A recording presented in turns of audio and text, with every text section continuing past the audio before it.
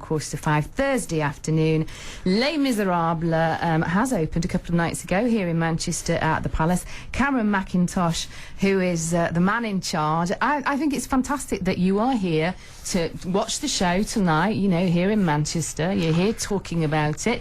I believe there aren't any tickets left. Is that the case? Well, it's mostly sold out, but it's worth, you know, it's always worth approaching every day. There's always someone that doesn't pick up their tickets or can't come, so there will be returns on every day. But I mean, we're also lucky enough we've been able to get another 2 weeks for the run in August at the Lowry Centre, which have just been put on sale 2 days ago. But you need to hurry, because I was told on the way here that a third of the seats have already been sold in the first 2 days.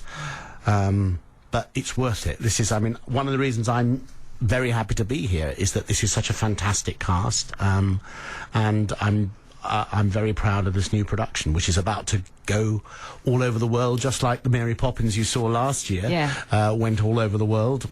Manchester sees it first. Yes, Manchester, as you said earlier on, has been quite pivotal for you, hasn't it? It has. In many ways.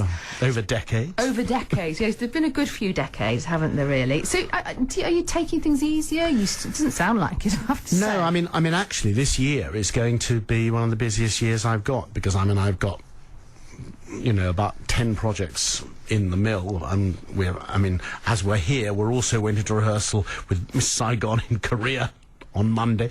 I'm about to bring the fabulous production of Hair from Broadway with the entire Broadway cast, first time it's ever happened, to London, to my theatre, the Gielgud Theatre, which opens in April, which I know is going to be very exciting. I'm working on the film of My Fair Lady with Duncan Kenworthy. We're doing a complete new film. And do you take Sundays off or anything? Oh yes, I take lots of time off. Don't worry, I'm a very good juggler. All right. But you know, 95% of the work of my company is done by brilliantly talented people that I've managed to keep over these years, and so, you know, it's a pleasure to work with them, and it's a pleasure to just work on new ideas. I've always thrived on doing lots of things at once, and I've got a good mind that can lock into different writers. And in fact, I'm writing and working with George Stars and Anthony Drew on a new musical, which is going to open in a year's time. You forgot to mention that. I forgot to mention that, didn't I? Yes. Have you ever had a dream of bringing something to the stage and you just haven't managed to do it yet? No, I don't normally ever dream about subjects. I don't think I'm good at finding the subjects. I mean, Mary Poppins was a different thing because, of course, I was turned on to Mary Poppins by the film. And the film exists, as indeed the books I subsequently found out also existed. So I was sort of adapting something and trying to make something new out of something that existed.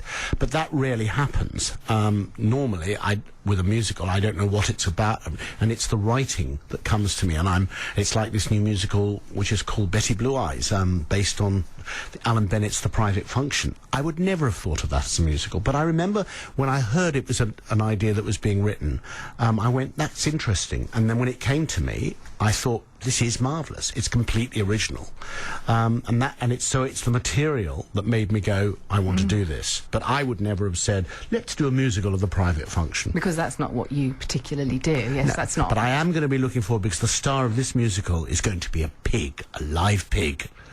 And I can't wait. Are you going to be auditioning? We are going to be auditioning. In fact, I'm growing some pigs up in my house in Scotland. I've got lots of little baby piglets, so I'm going to have the inside track into putting them up for the starring role in my That's not fair. You're going to give them the job. That's really not fair. Oh no, we'll need a lot of them. Right, they grow fast. A lot of pigs. So, you know, the famous story goes that you were 8 years old and you went to a matinee of Salad Days and went sort of ka-ching, this is what I want to be involved in. Sadly true. A cliched story, but true. Yes. 8 years old? Yes. Well, in fact, I saw it first just before my 8th birthday, and for my 8th birthday, I said, I want to go and see Salad Days again. And at the end of the show, I met the person who I then had discovered was the composer, Julian Slade, who was playing the piano in the pit. And he was very nice to me and took me backstage and showed me how the scenery went. And I remember going, yeah, this is what I'm going to do when I grow up. And it's what I've done, and I haven't quite grown up. You've had an extraordinary career so far. Obviously, it continues. Look forward to Les Mis, of course, tonight. I hope you have a great night. Thank you. Thank you very much for being with me this afternoon. Cameron Mackintosh, my guest.